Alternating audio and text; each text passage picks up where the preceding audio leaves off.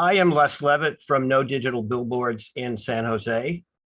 We are a coalition of citizens, environmental groups, and neighborhood and historic preservation organizations. We are just like this commission, people who live here, who want to make a positive contribution to our community.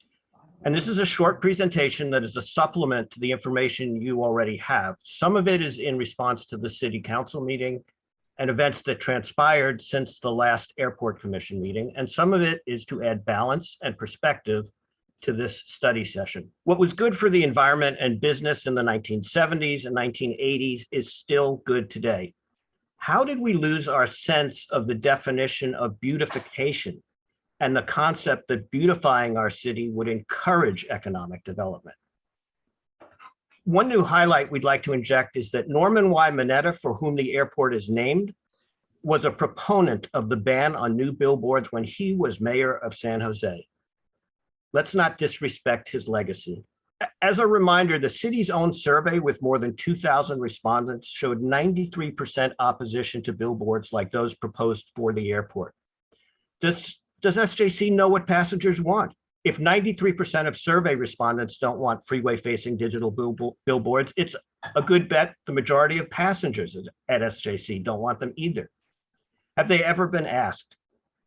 There are many San Jose contentious issues, but billboards are clearly a public consensus issue, and people from every council district responded with concern once they learned that the ban on new billboards that had been in place for 35 years might change. This should be an easy issue for elected and appointed officials. The airport billboards would be giant symbols of disregard for the city's climate smart and carbon neutral 2030 policies. Any project that increases power consumption just for the sake of advertising needs a deep look. Saying the source of energy might come from San Jose Clean Energy is a smokescreen. Adding anything that consumes energy to the grid is moving in the wrong direction, especially if you start to think in the context of barely having enough power to support peak usage days. Remember rolling blackouts on the hottest days. In New York last year, there was an uprising as residents were asked to conserve energy and turn off their air conditioners for fear the system could collapse. And yet the billboards in Times Square, which are giant power-wasting structures, stayed on. San Jose should never have to face this kind of scrutiny or challenge of hypocrisy. If San Jose says we're a leader in steps to combat climate change, then walk the walk. Making policy is great, and publicizing and cheerleading about environmental policies is fine, but then turning around and actively promoting electronic billboards is at best inconsistent and at worst totally wrong. If you wanted to beautify the city, would you put up billboards? No. If you wanted to combat climate change, would you put up giant power-hungry billboards that would be symbols of wasteful energy use? No. If you wanted to improve the city's traffic safety, would you put up billboards which the EIR specifically says are angled toward drivers on 101 and right at a particularly dangerous choke point? The answer is no. If you wanted to promote SJC, would you put up billboards that advertised soda and cell phones 90% of the time? No. So what would motivate you to put up billboards, ignore the myriad of concerns, and discount public opinion opposing billboards? And the answer is probably money. So let's look at that, but not from a simplified top-line revenue number, but a bit deeper. The reality is that billboards really have nothing to do with generating business or significant revenue for the airport. As previously noted, billboard revenue would be a fraction of 1% of top-line revenue, and who knows when break-even might be, considering the expenses so far and potential future costs. We've estimated that the city has spent over $2 million since 2015 to support the coming of digital billboards. Yes, airport revenue is down, but to put the projected $490,000 billboard annual revenue in perspective, note that the airport has received these federal funds just in the last 2 years. These are the big dollars that fill in the gaps and then some. The billboards do not matter from a business case or from a marketing case.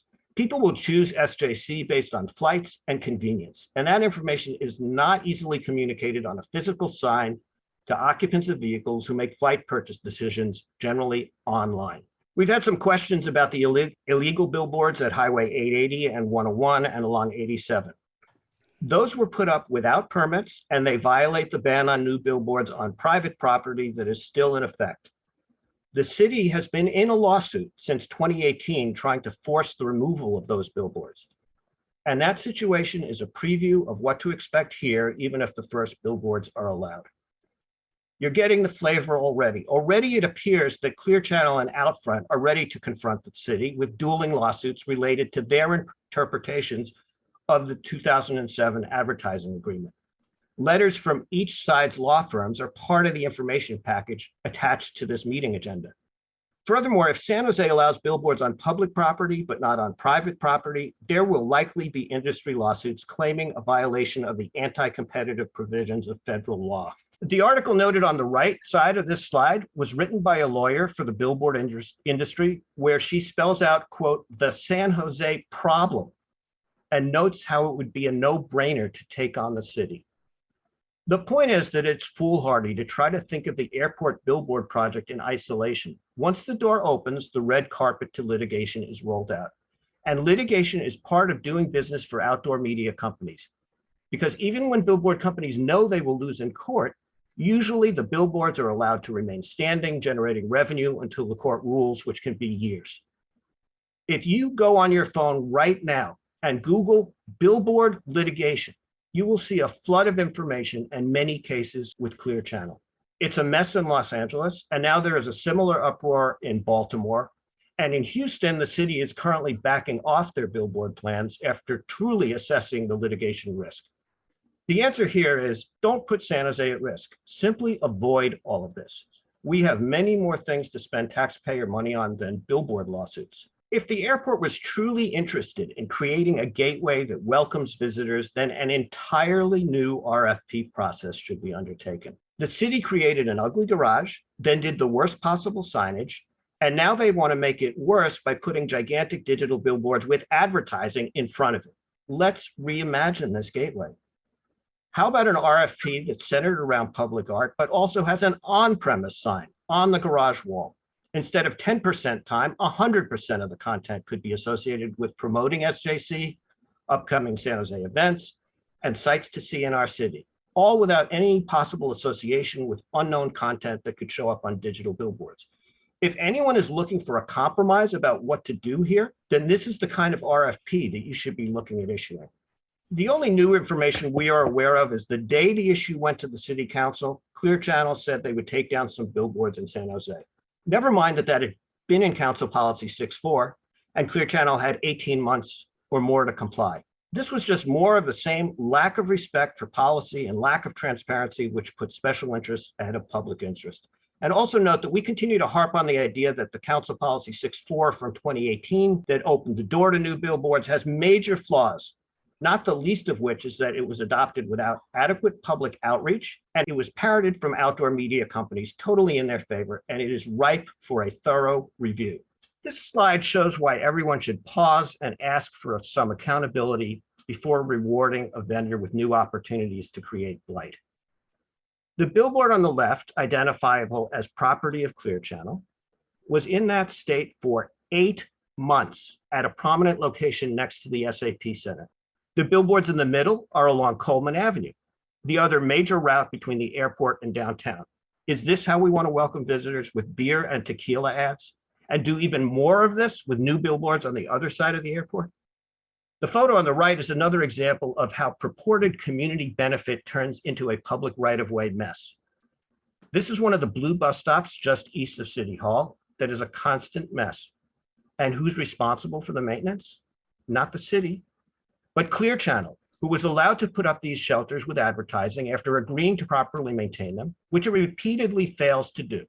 So in summary, what should the Airport Commission do? If you see that the billboard project doesn't provide significant revenue and that the bottom line revenue is really unknown and possibly negative, then you're left with a question, what is motivating this? And we think the evidence is that there is a relationship that became too cozy between Clear Channel and airport staff, and you could call that crony capitalism. And this is where the Airport Commission and the city auditor and the city council have a chance to step up and question what has happened. The point is, airport staff first asked for a rubber stamp, and they continue to give you narrow arguments why billboards would be okay.